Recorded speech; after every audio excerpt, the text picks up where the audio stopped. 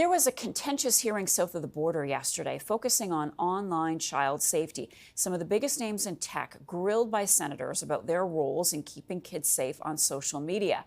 And now there are questions in this country about what needs to be done to prevent online harm. CTV's Jeremy Sharon is standing by in Ottawa with more on that. Jeremy, good morning to you.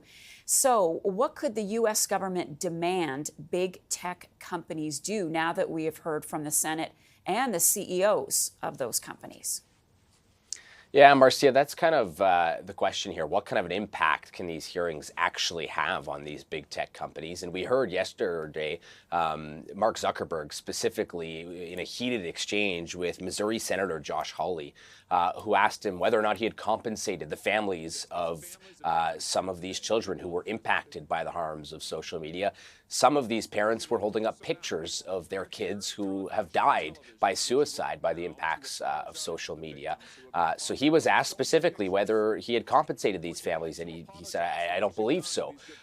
He was then immediately asked whether or not he had apologized to these families. And it's at that point, as you're seeing right now, he turned around and faced the families of a lot of these children that have been impacted, that were there at this hearing, and apologized to them.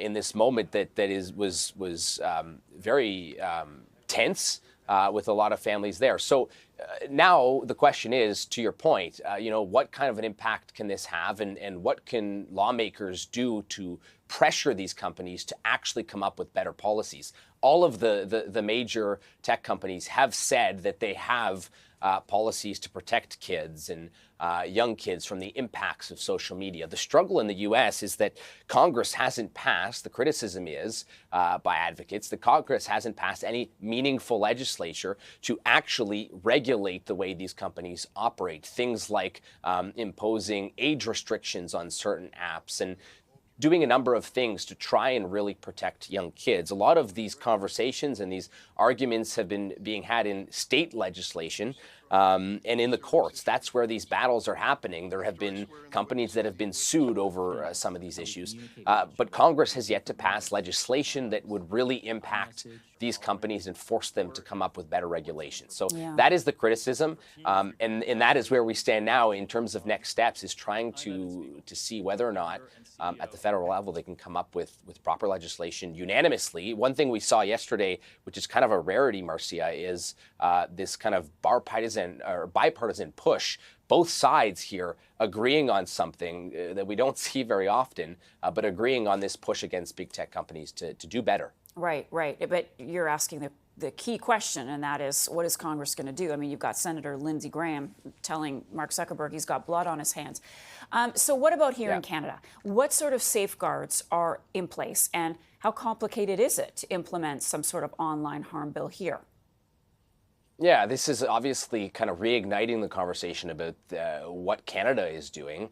And you know what? It's a similar discussion, Marcia. The online harm bill is still in the works. It's something we first heard about in 2019. The federal government was pressed about it again kind of late last year when a 12-year-old boy died by suicide due to the impacts and the harms of social media.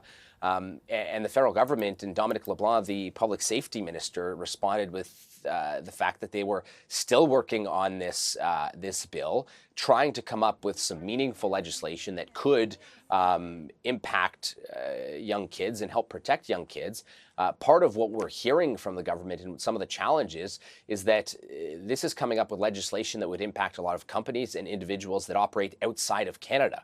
And so that's where we're hearing, at least, the struggle is in trying to come up with the proper legislation, the proper framework that would actually impact change here, due to the fact that a lot of what we're seeing is coming from outside of the country. A lot of these harms, and we're seeing things like sextortion and terrible things like that are impacting young kids. But a lot of these things are happening outside of a country. So that's where the difficulty lies, is what we're hearing from the federal government. But certainly there is a push here to come up with something and do it sooner than later. As I mentioned, we first heard about this in 2019.